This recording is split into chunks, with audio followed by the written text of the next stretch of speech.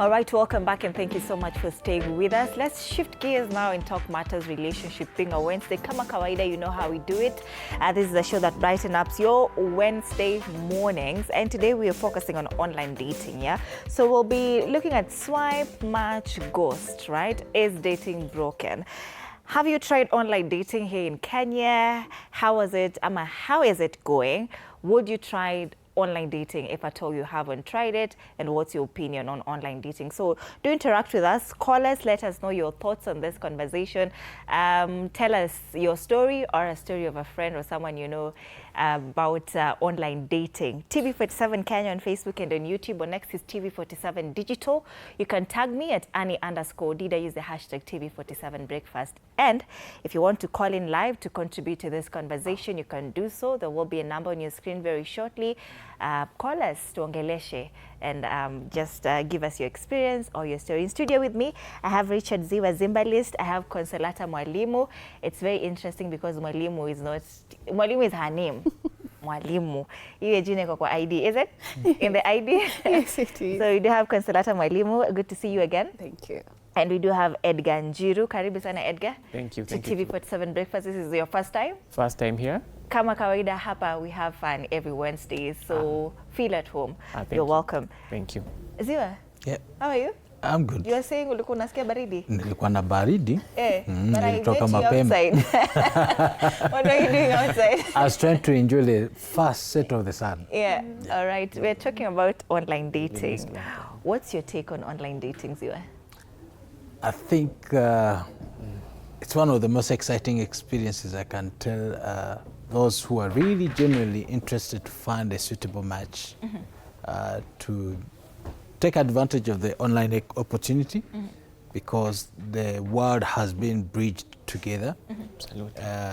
I dated my wife online. Yeah, I did. Where did you meet? I met her in Nairobi. You've never told me that part.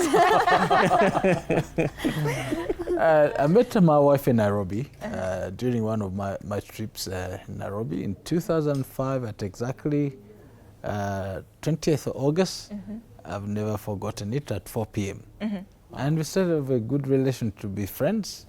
And that started a journey of us getting to know each other. But because of proximity of time, which was not to my vantage point, we continued to relate online much of our time from 2005. So we were friends for a great long period. 2005? Yes. Which platform did you use? We use every platform. No, where did you meet? During that time, we used to use a unique way of texting each other online. Those who are Gen Z will not understand it. But we go online and send texts to each other. But there's something that happened in between there that was very good. Airtel used to trade off good time by buying airtime during the day for about 20 shillings, and you talk the whole day. And MTN in Uganda used to do the same thing. So we'll talk the whole day, they talk the whole night. So all we'll do, just call each other. Yeah. So when we're not on calls, we just go and type each other messages. So show up on this particular time, I'll be online. So we show up and we type and talk and talk and talk and talk. So online dating works. Yeah. Yeah. This is a call to Airtel to sponsor the show. Oh, yes. You know, if they're watching, Airtel and MTN, come on board. They should sponsor our show, right? Yes, they Because now this is the show that connected you to your wife. 25 years in. Yes. We'll be talking more about that, how it has been starting online. But Mwalimu, what's your take on online dating? One thing I'll say that it is a venture, it's an avenue where because you can meet a partner, you can start dating, you can meet someone anywhere. It is just an increased to many options of avenue you can meet someone. So yes, it's an avenue for meeting possible partners. All right. Yes. So you do recommend, or would you try it? Have you tried it? I would recommend because we have had many success stories. Yeah. One is here. Yeah. So yes, I would recommend because the problem is not the avenue. The problem is the people behind the avenue. Yeah, the people using it. Yeah, yes. I know I asked would you try it, and I remembered you're married, so that fits the point. But Edgar, how about you? What's your take on online dating? All right. Thank you once again for inviting me to this set. And I'm very privileged and good to meet my fellow panelists. Yes. Yeah, I think online dating is a great way to go, especially with the world that we now are dealing with, globalization. You do meet people, I mean, whom you otherwise would not meet because of various barriers and so on. So yes, if your intentions are clear and you're honest about what you're doing, then yes, it is the way to go. How do you know that someone has clear intentions? You know, when you're swiping and then you meet somebody, you know, on whichever app, we do have a lot of them right now. Yeah. But then you're using that specific app. You swipe and then you meet this person. Well, the photo looks so nice, but you know, you never really know what's in the book itself. You're judging from the cover. So how do you know that somebody has pure intentions when you're just swiping online? Well, it may be difficult to know them from that first meeting or when you first see them, because you know, just before we came online, I was talking about what is called the MAF method, makeup, angle, and filter. So we'll probably talk about it more as we go on, but there's that superficial presentation of people. So basically, by seeing them is hard to know the intentions at that point. So the key or the secret would be sustained communication before that first physical meeting. So obviously the expectation is you've been texting and messaging for some time, and if you're keen, if you have the discernment, you can more or less know where this person stands. Yes. Zia, just to pick up from that point, how do you know that somebody has pure intentions? Because you never really know who you're talking to. It's like betting, right? So how do you know that this person has pure intentions? I think I would like to pick what on Edgar said, discernment. In each one of us, we have an intuitive ability to know things supernaturally without thought or reason. In your knower, you would know this person has the right intent, has the right motive. Before you even set off the commitment to pursue a relationship with them, you know in you. And I think when you're a whole integrated person, you attract what you're looking for. If you're whole and complete in yourself, you know. And if the person that is attracted to you is not sending the right vibration towards you, you know, you get to experience it, feel it, and you deflect it off. But also, when you're dating, depending what platform you're going to use, I think you put due diligence to know the parameters of what the boundaries that you draw for yourself that are healthy and what is not healthy for you. If it is social media platforms, there are social media platforms which are designated for that specific purpose, Tinder and all these other ones which are been mushrooming. You get to know what really works and what does not work from the onset. But also you filter a relationship through people who genuinely love and care for you. They know you too well. They see it from afar and they tell you, that's not you. Well, drop it. And you drop it. Yeah. Mwalimu, your contribution to that, how do you know that this person has, pure intentions? And as Ziwa is talking about doing due diligence, and sometimes I tend to, I've never used a dating app, so I really don't know. So I hear some don't use their names. I'd go there and call myself maybe Rihanna, call myself maybe a girl from Seme, because I come from Seme, and I love to say that I come from Seme. So how do you conduct due diligence, knowing that somebody maybe is even using somebody else's photo, somebody is not using their real name, somebody is not really clear on who they are and what they want? So how do you conduct due diligence, and how do you know their intentions? Oh, wow, thank you. And again, thank you for having us this morning. Yes, I'll pick up and build up from what they have said. The intuition is right. There's a way you can feel through the vibration. Love is a biological, psychological need. So at to any human being, they reach a point where the food, shelter, and security is not enough. Now you need love. And with the commitment, and love has its own compartments, the qualities of the compartments of or the the factors that you can pick to know this someone loves you. So when you want to know about due diligence, and you know we have fake photos, you know we have the what he has talked about, you know, you can do the phone calls, you know, the video calls. Those are part of due diligence, you know. You do video calls where you're telling someone, let's meet at this time and this.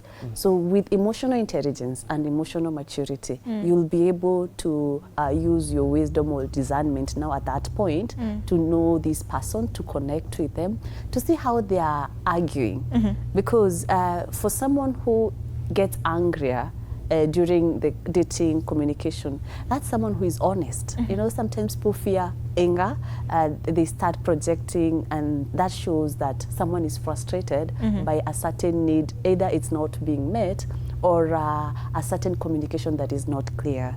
So you can pick through these, through emotional intelligence, emotional maturity, thereby now applying the discernment, the wisdom and the intuition in place. And you'll be able to factor in whether this person truly is honest, is genuine, or is just faking it for the journey. Yeah. Yes. About the due diligence, Edgar, Yes. What's your take on that? How would you conduct really due diligence on somebody who doesn't even use their real photos?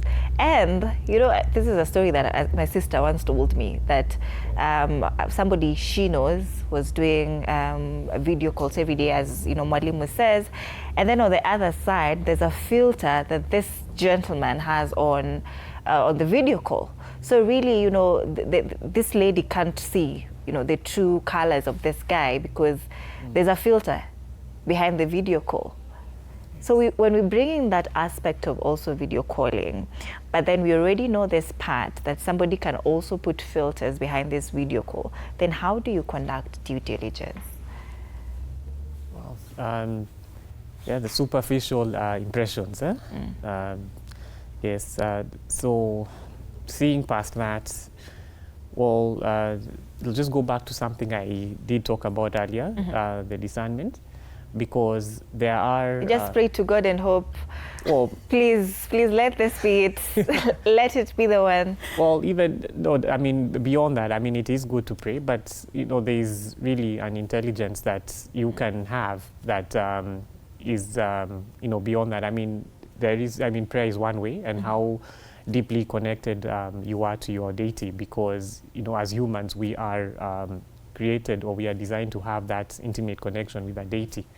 So, and I'm not just speaking, you know, because I'm a Christian or anything like that, just natural. I mean, that's just the laws of that govern this world that we live in. You know, there's the knowledge, the esoteric.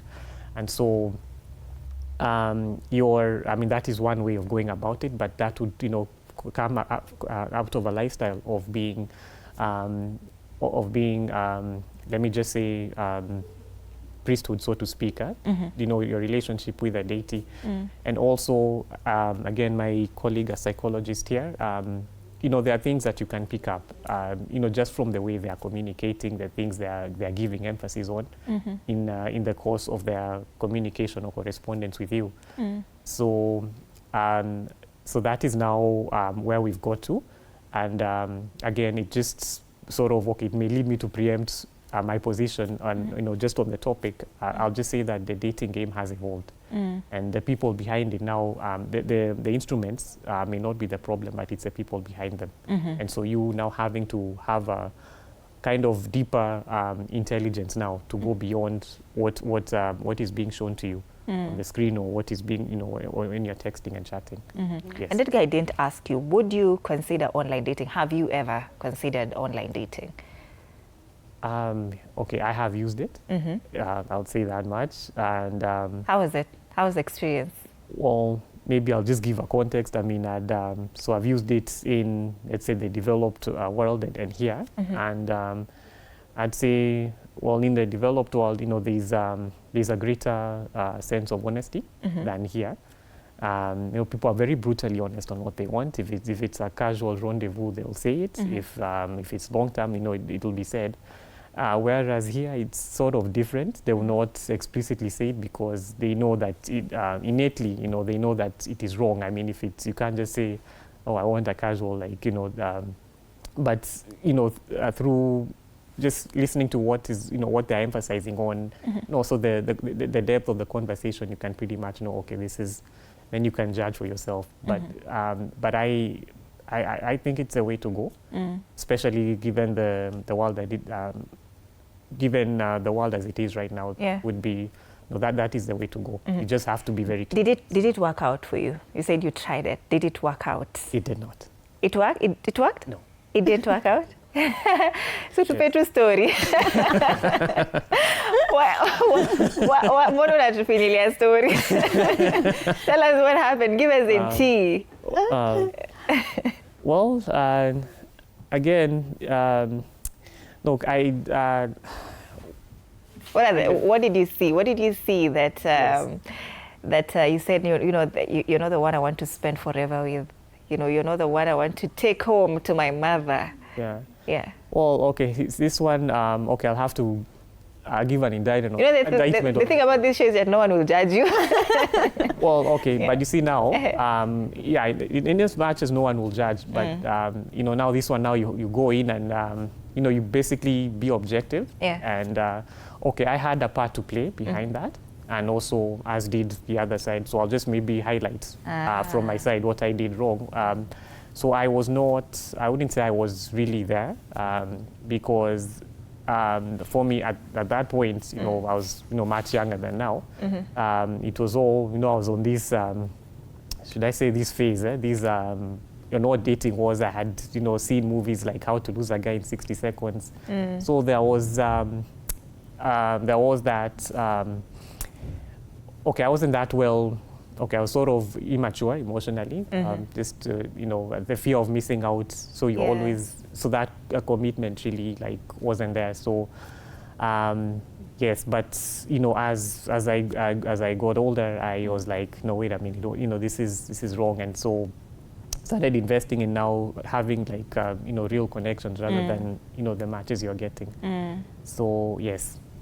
That is really impressive, Ziwa. Him admitting that he actually played a part in that relationship not working. Not everyone does that. But I'd love for you to comment on that point of, sometimes you can conduct due diligence via video call. And I'm thinking, even in real life, if we meet every day, sometimes you'd be hiding your true colors, and then we get into marriage, and then your clothes are out after five years in, and then I start seeing the real person. You start shouting when you come home. You start very, very small things. Why did you leave this cup here? Why didn't you do this? Why did you come back home late? Things like that. So I'm thinking even in real life, people can really just hide who they are. Then how do you think really we can do this due diligence if even with video calls in real life, people still hide who they are? Thank you, Anne. I think life will give back to you what you bring into it. There's a law of reciprocity. If you bring the best authentic version of yourself, most naturally you'll attract exactly that in your relationship. If you go into any relationship with a deceitful conduct, most naturally that's what will be. So one of the things I know that as much as there's dating online, the practicality of life is that you should marry as close as to someone that you ideally would you want in life without trying to change. So if it's not a good fit for you, don't even try to pretend. Just drop it as soon as you see it. Whether it's online, it's physical, find it that you bring your best self into that predisposition of, because dating is primarily to navigate life with someone, to find out, does this fit what I would want to work with for a lifetime? If it's for a short time, good for you, but I don't think that there's anyone who goes into a relationship to break it. You go into a relationship to work it so that ultimately at the end of the day, you find someone who's well fitted for you to work and journey a life that you can complement each other for a greater length of life that you would be having together. So one of the ways to come to a place of authenticity is be accountable from the onset. Let there be people who know you. They watch out for you. They peer over your relationship. They peer over your commitment to engage online or offline in a way that they genuinely care for you. If it is online dating, just let them know, I'll be online for this particular length of time. There's someone I've been trying out and see how it works out. If it is physical dating, you tell them, hey, there's someone who's I've been eyeing and we're going out for a date. And when you're done with both experiences, you give them some kind of feedback about what's been happening, because that's how life happens. Even when you're married, you're going to continue in the same ecosystem where you have a small group of accountability of married people that you meet with every month to see how are you doing in life, how are you journeying this kind of experience, because that's how life does work.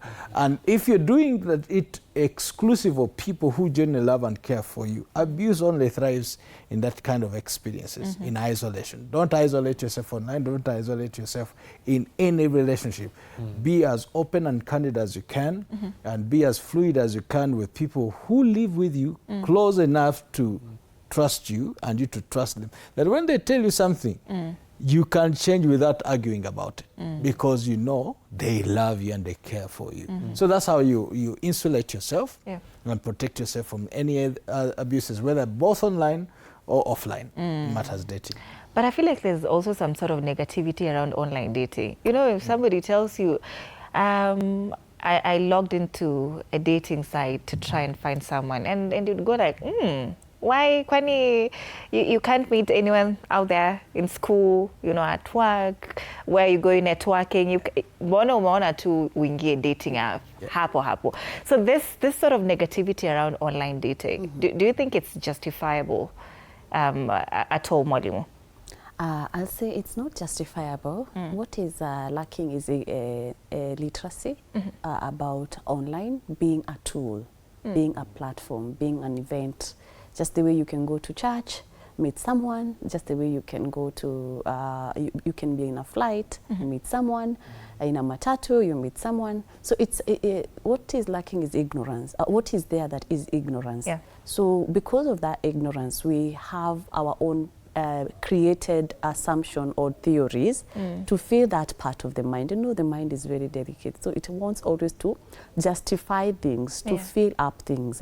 So with so many rationale, these are just myth theories people have created of negativity, and also the previous people's experiences, which, you know, negativity, especially on the social media, spreads faster than the positive. We have many positive stories that are quieter, but the negative have come out and imaged the platform to be a wrong side.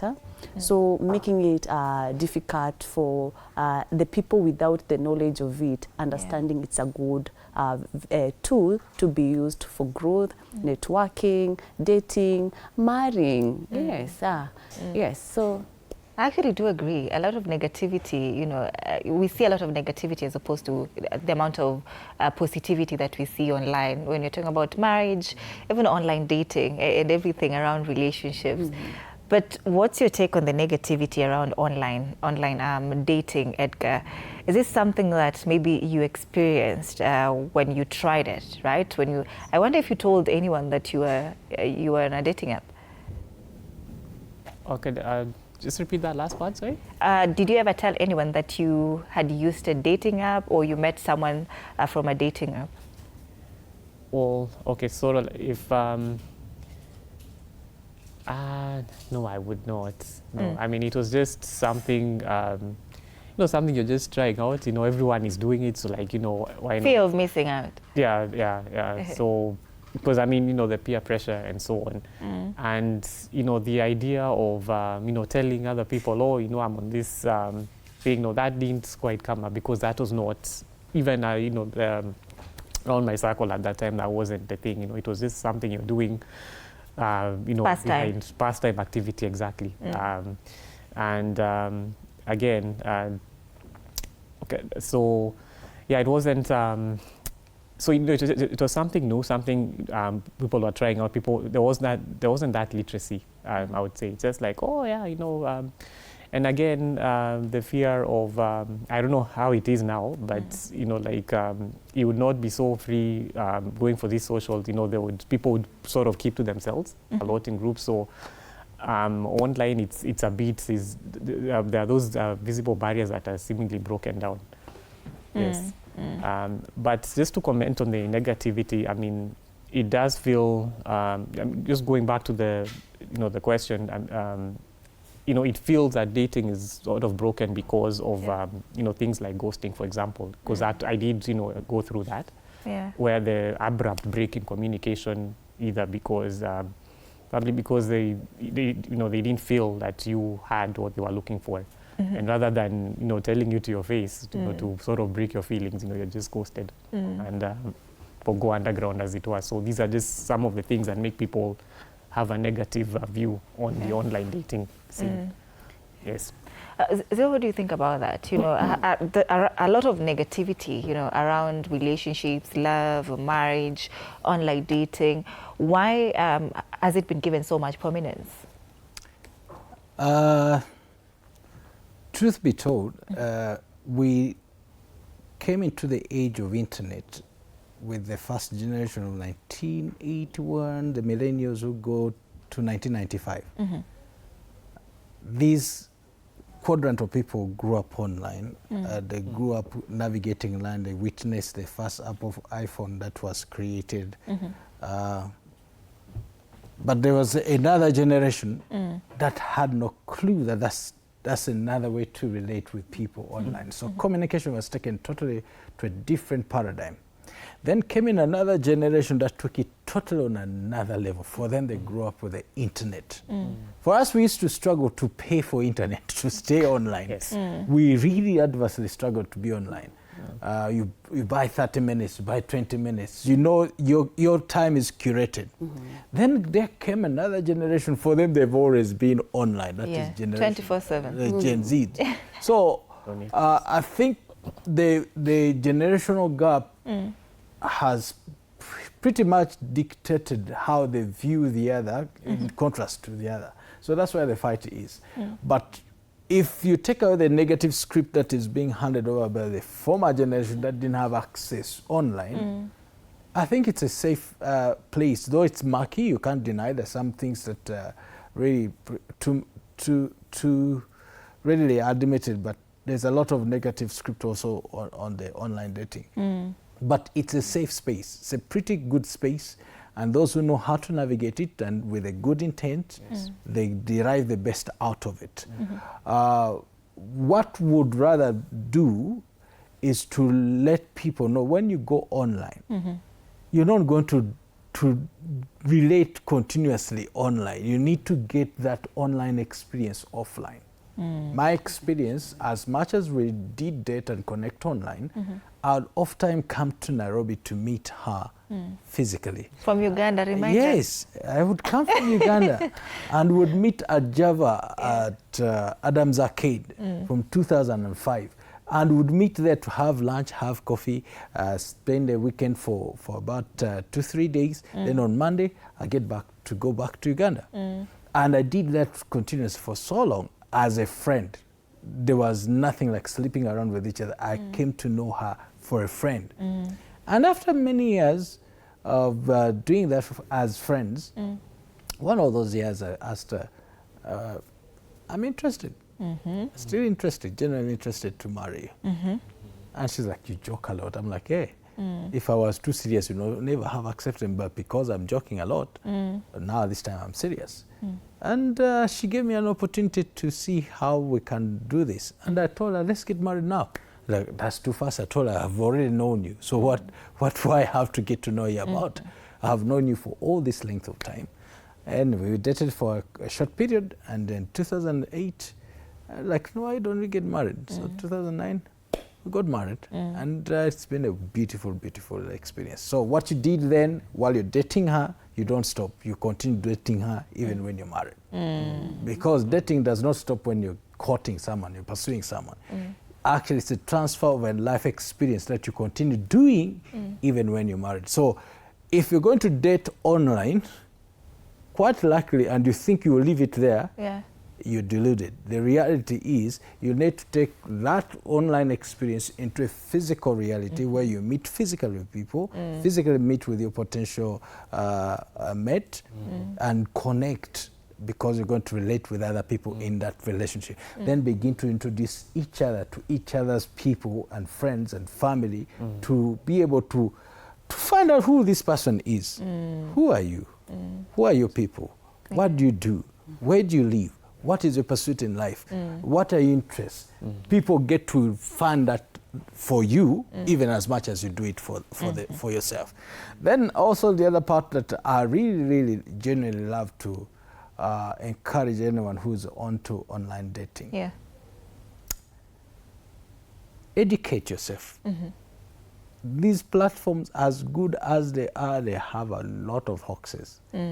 I like when you say that the video sometimes comes at different with filters. Yeah. I do a lot of online trainings with my wife and the team that we do, run the John Maxwell program, legacy program.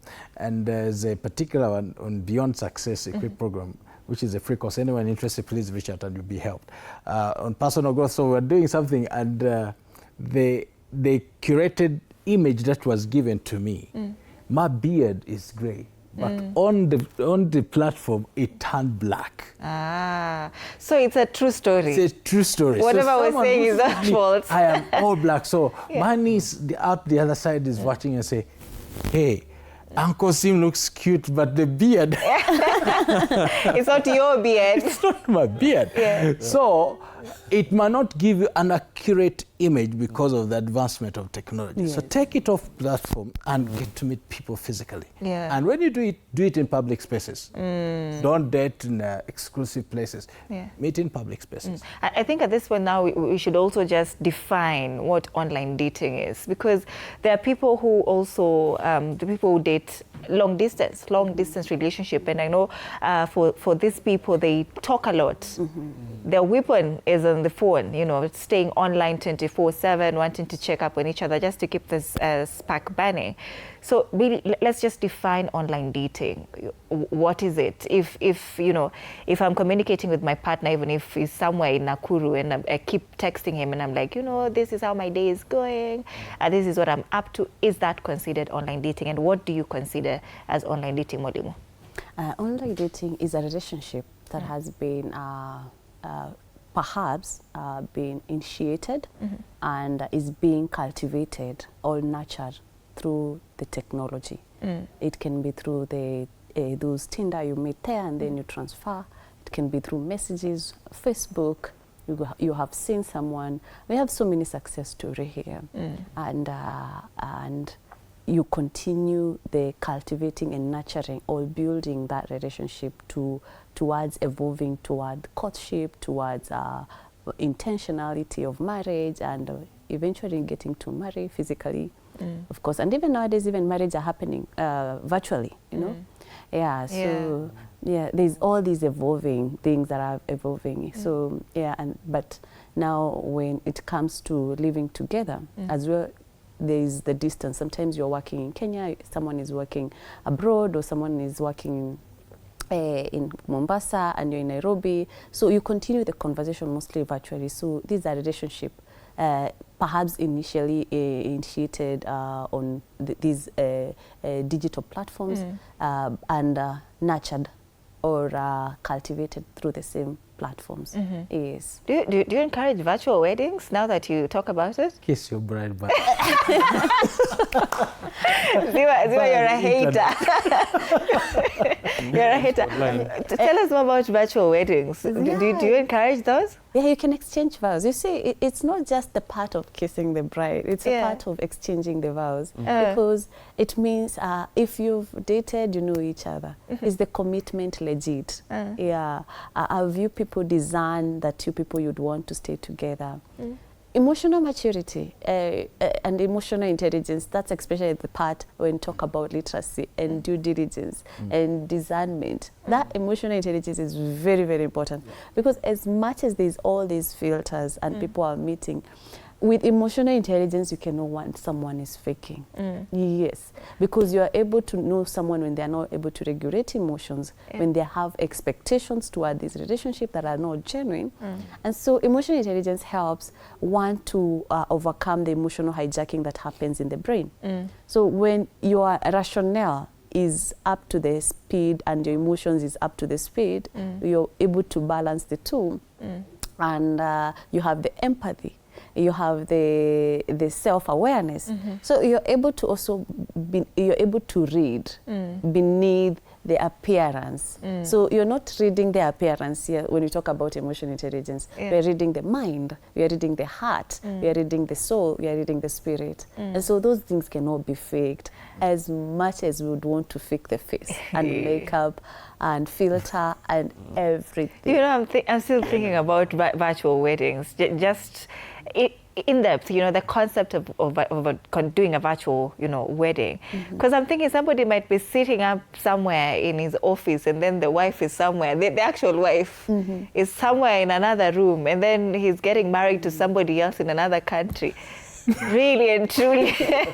Edgar, do you think such things can actually happen, that somebody is getting married virtually while they still have, you know, a partner in the same house? Absolutely. Online dating. Yes, because I mean, you know, it goes to, again, it just goes to the people. I mean, the online dating is a tool, as Adam Walimu has just mentioned. But the people now, the intentions they have is, you know, could totally, you know, people have their own ideas. So yes, it could be, it could be, you know, you could be, you know, hitched and, I mean, married, and at the same time you're pursuing another parallel arrangement, which, and that is a feature of, it's a trend shaped by the realities that we're dealing with in this current world, economic strains and pressures. You may find that maybe the inability of you know, a spouse to provide and so on, so you're seeking alternative arrangements. So you have the, you know, legit marriage, so to speak, and at the same time you could be corresponding with someone from maybe overseas or maybe somewhere else. Who signs the marriage papers in this case? From, I mean, it's, you know, they're usually, this is now goes into the legal fraternity, but, you know, the law is such that there are these loopholes that can easily be taken advantage of to do that, because you can take an alias, an assumed identity, and you know, just create that facade from there. Yes. Would you consider a long distance relationship online dating? Long distance relationship. Well, these are people who have met, they've even gotten married, but then somebody is living in Europe, somebody is living in Africa. So would you consider how they try to build spark in their relationship online dating? Again, and if there is genuine connection, and there is that there's that, you know, desire for, like, true desire, not perverted, but there's genuine connection, and they really want to, you know, they really see themselves being together, then yes, they can go ahead and connect in that, and then sustain the relationship. And because the reason why it's long term is because there are these barriers, either due to work, or again, you know, the cyberspace has, you know, connected people across nationalities and boundaries and so on. So if there's that sustained communication, which of course the end goal at some point there will be a physical meeting, because that's, I mean, the end goal is marriage. So yes, if the intention is pure, if the motive is, then there's no reason why it cannot work. Yes. Zia, you know, Mwalimu talked about something that, you know, she said we need love, all of us. Some people might want to also just log into the dating apps to find love. But doesn't that mean that some are getting married out of desperation once they log into, you know, these dating apps, and then they find people who, potential partners? Are they not marrying out of desperation?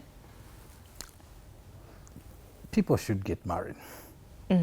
Generally, not out of desperation. Yes. People should get married. Whether desperation or desperation, people should. But now imagine getting married out of desperation. It is hard to be alone. People are cheating. People are getting divorced because, you know, marrying for the wrong reasons. Yeah, the wrong reasons will prove them wrong also, because the reality is, it is hard to be alone. it is hard to be alone. I encourage people to get married, and people should get married. And we should always be out there championing the cause for young people to get married, older people to get married. People who have been happily single for long and they seek to get married. The only precaution would be is that find out the purpose. Why are you getting married? Because relationships is the currency to life. And one of the most significant relationships any one of us can ever be involved into is a hilariously happy marital relationship. It would be wrong to seal a deal with someone who is going to hurt you and wound you through life. But it is a great experience when you find the right one. So the quest, are you the right one? Before you go looking for the right one, are you the right one? So the platform to which you use to access that opportunity is not really that significant. What is significant, are you the right person, the right candidate, the right object of affection? Someone should commit themselves to before you go to look out for one. So people will use Facebook, will use Instagram, will use Twitter, will use Telegram, will use all these platforms to find a sense of connection because it is hard to be alone. The only thing maybe I would be mindful of is how you kiss someone online.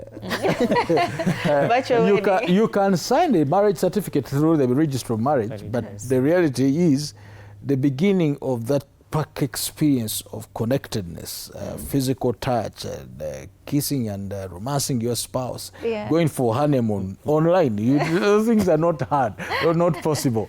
So one of the things that I would say, take it offline, whatever the case. You can start online to engage someone, to pursue a healthy relationship with someone online, but ultimately get it offline and get to meet physically and get to engage with people. Of course, some of these things would work very well for people who live in the West, but in African context, there's some cultural norms you cannot ignore. There are traditional etiquettes that are meant for us. They might not be for other people, but in African context, they're meant for your safety. They're meant for the merging of relationships and families, which you can't do online. My father has never sat on an internet. Maybe he can use a WhatsApp call. But to sit there to understand how this tool works is totally foreign. My grandmother, totally ignorant. She wonders, what is that? Because she has no clue and she has no interest. That can work for the foreign context. But the natural context where we are in Africa, needs must be, if you're going to be online, ultimately that person who is in Europe, that person who is in America, find a way you bring them into proximity of people who love and care for you so that they can vet him for you and vet the family you're getting married into. Sometimes we think we're just getting married, the two of us. It's between me and my musupa. Thank you.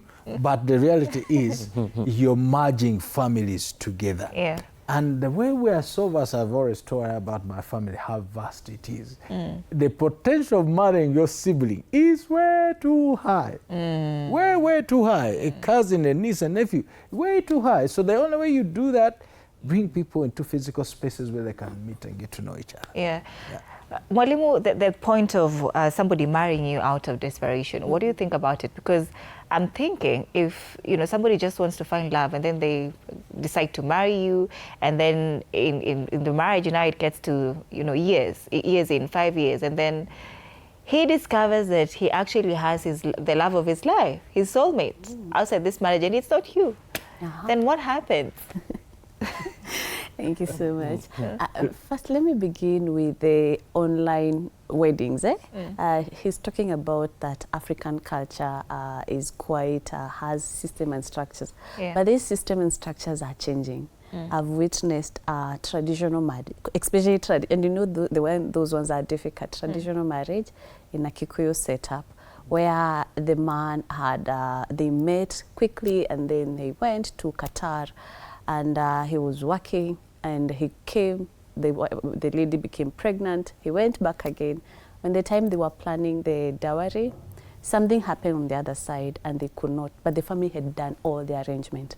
And so the family met here in Kenya, the two families. Those are the two families are Kikuyu again. And the man was present during the dowry negotiation. on the virtual. Can you imagine? And can't it wait? How urgent is it? Depending on the family and the reason why perhaps they were doing what now are coming to the other section, the other segment. I know there are 3 visits among the Kikuyu. So I hope he was present in all the 3. Actually, the 3 of them, he was not present. Because now he's the family breadwinner, Qatar, but now he has to earn some things with the job employer. He had refused. I think he had exhausted some of the visits or the leaves, and so the wedding had to happen. And you see, for them, they were doing the traditional marriage as the marriage, because they were hoping when it comes, they would do the registration. Or perhaps even the wife continue with the registration because now they have the blessings of the parent. Yeah, but it happened. I witnessed it. It's my former friend. So that one, I know it for sure it happened. At least they don't kiss in Kikuyu. Thank you. What is it about kissing? We are going to find out after the show. But now the question of marrying out of desperation, what do you say about that? Yes, I agree, because many people are coming to relationship for different reasons. Sponsorship is one reason, trauma, bonding. So rebound relationships. So because you're feeling so much pain, you don't want to experience this. So you go to online to look for dopamine that will ease that pain, and instead of facing the reality. Some have the right intention. Some are desperate. You know, they are desperate because they are lonely. And perhaps the pressure of the society, the age, you know, for women especially, you're reminded of your biological clock, which sometimes is not really, should not be the case. And so, yes, these many reasons are making people marry. And despite some of these reasons being, you can marry for wrong reason, but eventually, because when these 2 humans comes and they connect and they is able to nurture, because love is not about feelings after marriage, it's about nurturing, the intentionality, the commitment, the intentions to repair when there's conflict, you know, the importance of one accepting to confront and issues that are not okay. That's what makes now the bond be strong, the bond become even sweeter, and even the passion start growing. So sometimes you may marry for wrong reason, but because of you people agreeing from the start, we want now to do this, and we're intentional. We will conflict, we will disagree to never agree, we will agree to agree in future, and we will sometimes disagree and eventually agree to a point where we agree. So these factors, again, people should know before they are going, now the literacy we should be teaching people out here is before approaching this online dating, first heal, ask yourself, how are you? Do your emotional checkup within, because some of this desperation is because of trauma, childhood wounds, father wounds, mother wounds, and so sometimes you're not fully aware you're running away from this reality as you're attaching yourself to this relationship. So you may be jumping from one, not knowing the wound is what is causing this void, is causing this instability, and so people should heal. And literacy should be spread that this is a beautiful platform, should be used with emotional intelligence and discernment and due diligence. By all cost, do your due diligence. Because ignorance is no defense. Great. Let's talk about now ghosting and why people default to this as the exit strategy. Edgar, why do you think people, you know, ghost each other? Well, for a variety of reasons. First could be not wanting to hurt the other's feelings, so they silently just, you know, step away rather than just tell them outright that they do not wish to continue, which is the wrong way. And then also lack of emotional maturity. So primarily those are the reasons that just wanting not to, trying to really be careful to sort of give a soft landing to the other spouse, may not take the rejection well. Yes. Zero, so how do we redefine, you know, modern dating etiquette so that we can prevent these toxic trends like ghosting? Yeah. One of the things that will be very critical to help you to redefine a healthy relationship is the values that you host. If the values you have are the one that drive the engine, your quest to have a relationship, you'll be in a safe space, whether online, offline. If I drive my relationship on the premise that I'm a man of my word, I'm a man of character, integrity, you can trust me. That's my moral stance. That's the value that I bring in pursuing this particular direction of relationship. Believe me, you can leverage on that anywhere and everywhere with everyone. Whether online or offline, you can be rest assured that you'll attract after your kind. And if you use the values that because personally I'm a Christian, so one of the things I know that Christian values, when you put them into practice, you can leverage on them. If you tell someone that we're meeting for breakfast at Java at this particular time, Java has to pay you for that measure. Yes, yes, yes. When you go there, to tell them. It worked for me, and we've gone there for many, many years for all our weekly dates. I know for a fact, if I say let's meet at 2, 2 means 2, not 2:10, not 2:15, not 2:05. 2 means 2. 2, you see me there, because I meant what I said, and I'll do exactly what I told you. So the lack of character and values with people who go into relationship, it does not stop in ghosting someone when they're trying to test out the waters of dating. It filters also in relationship after you're married. You never stand up to your promise. You say, I'll take you for clinic. Then something comes up later, or immediately after you made the promise, and you ghost your spouse. She's waiting to go for clinic and you don't show up. No show. It's the same as when you say, hey, we've been talking online, let's meet on this particular day for lunch. And you're there 10, 30 minutes, no show. 1 hour, no show. See, what happened? Then make another promise, the same thing happens. It's lack of values and the ability to be integral in your communication, because when you communicate effectively, there's no room for imagination. Will he come? Will he not come? No. We're meeting at 3. 3 means 3, and you show up. So the only way to redefine modern dating is carry a particular moral stance of values that will guide your relationship. All right, we have feedback here, and this is Kelvin, and he's one of our greatest supporters on the show. He is asking, how do you tell the difference between someone who's genuinely unable to make the relationship work because of distance and someone who simply doesn't value the relationship enough to make the effort? And he says this is personal experience. Mwalimu, you can take that up. Did you get the question? Yes.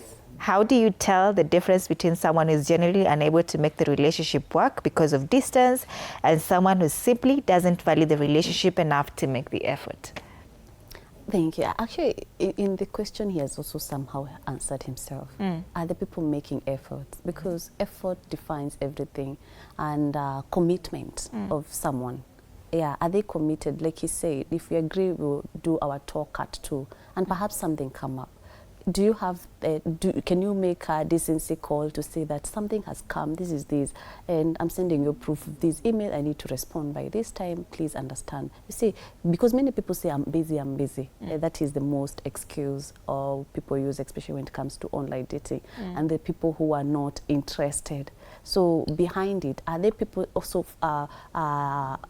following some of this to prove, not even to always justify, but also to prove that this is it? Because you need a lot of assurity, either physical or online relationship. You need assurity. So commitment of someone, and are they going extra mile to prove what they are saying? If they are busy, are they able to to even, there are times someone may pick a phone call and say, hello, I'm in this meeting, and you can even just pick the phone call, no respond, but people on the other side hear there's some meeting going on, and the other person who is intelligent enough, they will understand. Someone made an effort to show me that they are in a meeting, and then they follow up with a text to say, in a meeting, we'll call you shortly. Yeah, those are the things now that can clear the doubts and all these validation issues. Yes. All right, our time is up, but he has one more question, and I'd love the director to just give us 2 minutes so that you can contribute on that, Edgar, as we wind up. How do you tell the difference between someone who genuinely loves you but is struggling and someone who simply enjoys having you as a safe place while looking for the person they truly want? Hey, that is a very tricky one. In 1 minute as we wind up. Right. Well, again, it just goes to the communication, the correspondence. I mean, what energy are they vibrating to you? Like, I mean, is it are they like short, which shows they're emotionally unavailable, or I mean, are they showing genuine interest by wanting to know more, find out more about you, and like if you basically your story, as it were, are they is there that interest to know more about you, or is it just the very emotional blank, hello, how are you, what are you doing, that kind of. So just from the communication, I think that's one of the earliest you can pick up a lot from. Exactly, and then be able to make the decisions accordingly. Yeah, communication is the key. Let's continue this conversation online. We are asking, have you tried online dating here in Kenya? How was it? How is it going? If at all you're still, in the process, or you're still speaking to the person, would you try it if you haven't? TV47 Kenya on Facebook and on YouTube, on X is TV47 Digital. Be sure to tag me at Annie_Odida. Use the hashtag TV47 Breakfast, hashtag Story Ni Yetu, to make it easier for us to sample your feedback. Thank you so much to my amazing panelists, my lovely panelists, Ziwa here, Zim. Consolata Mwalimu, and of course Edgar Njiru. Asanteni sana for making time, and I'll see you next time, inshallah. So thank you so much also for being part of this conversation. We've come to the end of the show, and thank you so much for staying with us all the way from 6 a.m. up until now. Coming up next is a repeat of the State of the Nation. You're watching TV47 Breakfast. My name is Annie Odida. Good morning.